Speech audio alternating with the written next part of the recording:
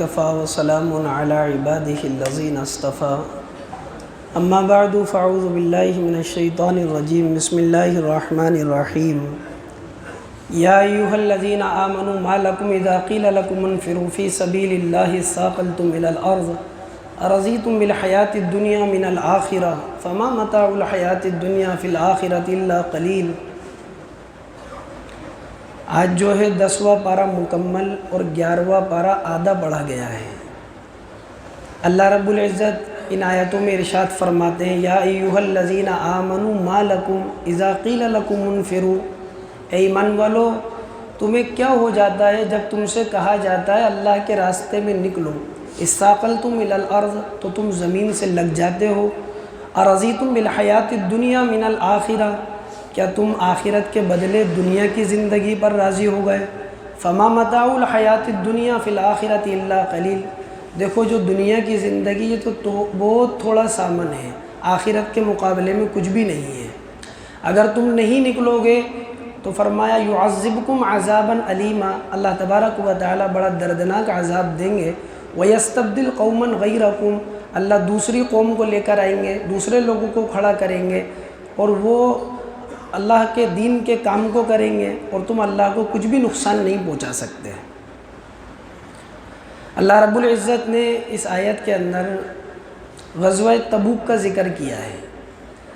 غزوہ تبوک وہ غزوہ ہے کہ جو اللہ کے نبی علیہ السلام کا تقریباً آخری غزوہ تھا۔ مدینہ منورہ سے 670 کلومیٹر دوری کے اوپر یہ واقع ہوا، یہ چیز پیش آئی۔ مدینے سے شام کی جو سرحد کا علاقہ تھا اس وقت اس جگہ پر یہ پیش آیا۔ وجہ اس کی یہ ہوئی تھی کہ روم کا جو بادشاہ تھا اس نے بہت سے نصرانیوں کو اور خود کی فوج کو اور بہت سے عرب کے جو قبائل تھے جنہیں مشرکین مکہ کہا جاتا تھا، وہ قبائل ان سب کو ملا کر ایک بہت بڑی فوج شام کی سرحد کے اوپر کھڑی کر دی تھی۔ عرب سے جو لوگ زیتون کا تیل لینے ادھر جاتے تھے شام، تو وہ وہاں سے آئے تو انہوں نے آ کر خبر دی کہ روم کے بادشاہ کا یہ ارادہ ہے کہ مدینے پر ایک دم سے حملہ کرے گا، بہت بڑی فوج بہت بڑی طاقت لے کر کھڑا ہے۔ تو اللہ کے نبی علیہ السلام نے صحابہ کرام کی عمومی تشکیل کری تھی اللہ کے راستے کے اندر جانے کی۔ اسی کو اللہ رب العزت ارشاد فرماتے ہیں۔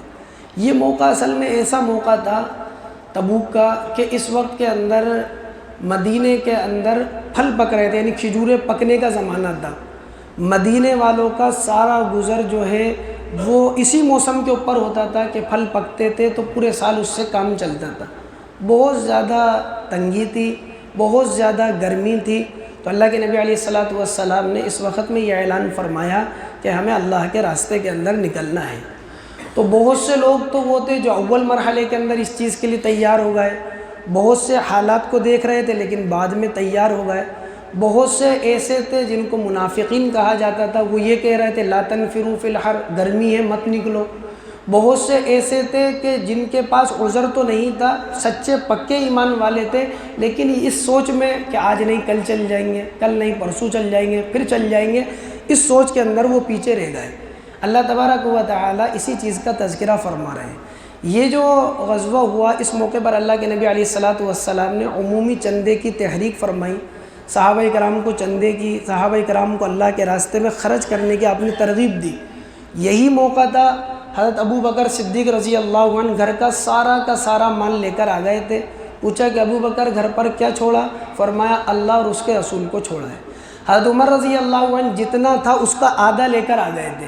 حضرت عثمان رضی اللہ عنہ کے بارے میں آتا اللہ کے نبی علیہ السلام نے آواز لگائی، کون ہے جو اللہ کے راستے میں جانے والی جماعتوں کے سامان کی تیاری کروائے، اللہ کے راستے میں خرچ کرے؟ تو حضرت عثمان کھڑے ہوئے، فرمایا کہ 100 اونٹ میری طرف سے مع ساز و سامان۔ اللہ کے نبی علیہ السلام نے اور ترغیب دی، حضرت عثمان نے فرمایا کہ 200 اونٹ میری طرف سے مع ساز و سامان۔ اللہ کے نبی نے اور ترغیب دی، حضرت عثمان نے فرمایا 300 اونٹ مع ساز و سامان، یعنی پورا 670 کلومیٹر کے سفر کا جتنا سامان، کھانا پینا جو کچھ ہوگا وہ سب میری طرف سے۔ پھر 1000 دینار اللہ کے نبی علیہ السلام کو دیے۔ بعض روایتوں میں آتا 300 اونٹ، بعض میں آتا 900 اونٹ دیے، بعض میں آتا 900 اونٹ کے ساتھ 100 گھوڑے مع ساز و سامان دیے۔ اللہ کے نبی علیہ الصلوۃ والسلام نے فرمایا اللہ میں عثمان سے راضی ہوں، اے اللہ تو بھی اس سے راضی ہو جا۔ بعض روایتوں میں آتا جب 1000 دینار اللہ کے نبی کو دیے تو آپ دینار کو ایسے لیتے تھے اس ہاتھ میں، پھر اس ہاتھ میں ڈالتے تھے، پھر اس ہاتھ میں ڈالتے تھے، اور آپ فرماتے تھے کہ عثمان اگر تو آج کے بعد کوئی عمل نہیں کرے تو تب بھی تجھے کوئی نقصان نہیں ہے۔ آپ علیہ الصلوۃ والسلام نے بڑی بشارت فرمائی۔ عبد الرحمن ابن عوف رضی اللہ عنہ اس وقت جتنا مال تھا اس کا آدھا لیا ہے، اس وقت جو مال تھا اس کا آدھا 4000 درہم تھے، وہ حضرت عبد الرحمن ابن عوف نے بھی پیش کر دیے۔ مدینہ کے اندر جو عورتیں تھیں، کسی نے اپنے کان کے جو ہے ایرن دے دیے، کسی نے اپنے گلے کا جو ہے ہار دے دیا، کسی نے کیا زیورات بھی دیے۔ اللہ کے نبی علیہ الصلوۃ والسلام 30,000 صحابہ کو لے کر چلے تھے اس موقع کے اوپر، اور مدینہ میں اپنا قائم مقام حضرت علی رضی اللہ عنہ کو بنایا۔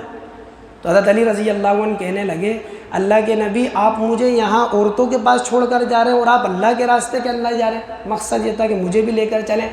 آپ نے فرمایا کہ علی تو میرے لیے ایسا ہے جیسا کہ موسیٰ علیہ السلام کے لیے ہارون علیہ السلام تھے، بس فرق یہ ہے کہ علی وہ نبی تھے اور میں نبی ہوں، اور حضرت علی رضی اللہ عنہ نبی نہیں تھے۔ آپ علیہ الصلوۃ والسلام نے گویا کہ حضرت ہارون کا درجہ دیا، لیکن فرمایا کہ وہ نبی تھے۔